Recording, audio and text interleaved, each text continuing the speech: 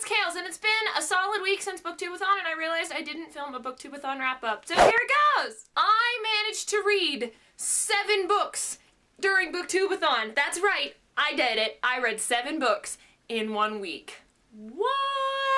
I can't believe I actually did that. I'm so excited. They also have this really interesting, like, green black theme going here. I'm just gonna go through the books that I read, what challenge they completed, and what my thoughts on them were. To start, we have someone's favorite book, and that was To Kill a Mockingbird. To Kill a Mockingbird is my boyfriend's favorite book, and this book, written by Harper was excellent. I really enjoyed it. I really liked reading a classic that I didn't have to read for school. I read it in 1 day, which was kind of a mistake because I was very melancholy afterwards. However, what I loved was seeing old images from the movie, because I've seen the movie before and I'm a huge fan of that. And as I was reading it, reliving the story again. I love Scout, I love Atticus Finch, and I'm excited now to have jumped on this bandwagon in order to now try and read Go Set a Watchman. Overall, I gave it like a 4.5, if not 5 stars out of 5.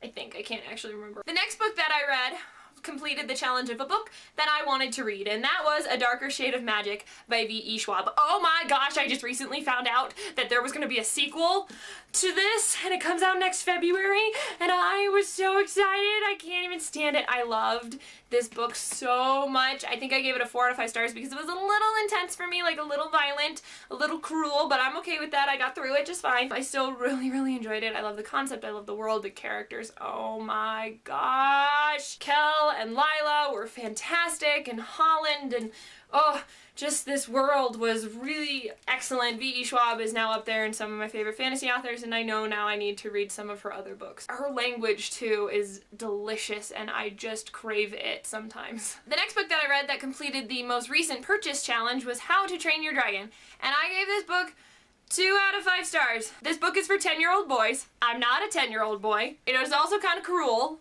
The Toothless in the movie is so much nicer than the Toothless here. The dragons actually talk in the book. It's really different. I didn't like it. The movie's so much better. Don't hate me. Yeah, that's all I gotta say on that.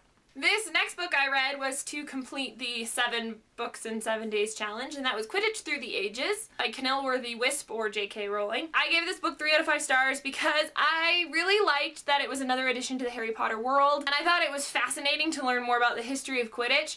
However, I found myself zoning out a lot at a lot of the explanations. I was like, it really is a textbook, and I feel like I'm reading a Harry Potter textbook, and while that's really cool, at the same time it's a little like because it's a textbook. It was interesting, but it felt a little too textbooky and drew me out sometimes. This next book completed the challenge of not letting go of the book while reading it, and that was Fantastic Beasts and Where to Find Them by Newt Scamander and or J.K. Rowling. This book I felt very much similarly to Quidditch Through the Ages, was that it was really interesting to learn about all these different beasts and stuff, and I think what I loved the most was Harry's commentary that he has in here, because this is his textbook. Those little snidbits, I liked those a lot. But again, it drew me out and I was bored at certain parts, and I really just kind of was like, I just want to get through this, and that's never really a good sign in a book. But I'll still keep it in my collection because it's Harry Potter, and I will take any and all expansions in that world. Plus, I can't wait for the movies to come out. Yay! The next book I read was a book that has blue on the cover, and I promise it does, even though you're not going to really be able to see it,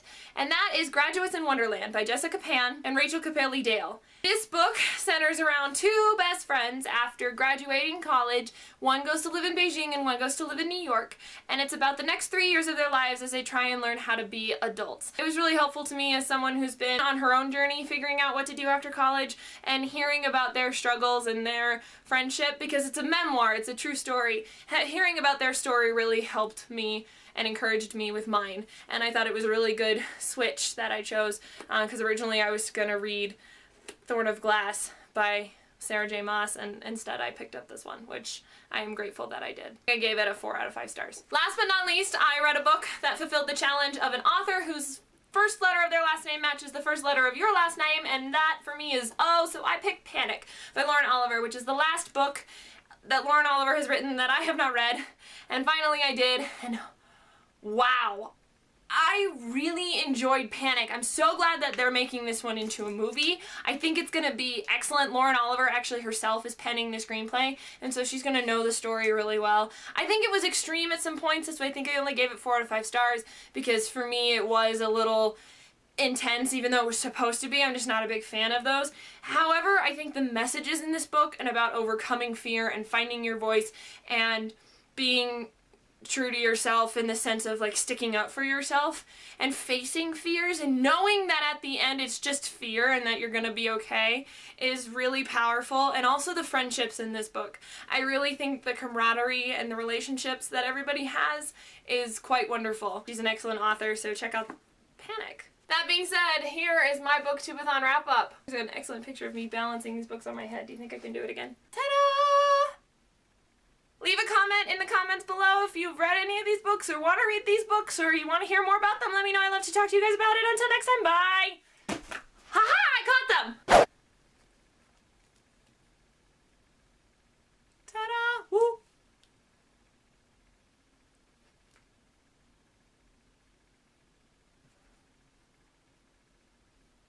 Yay!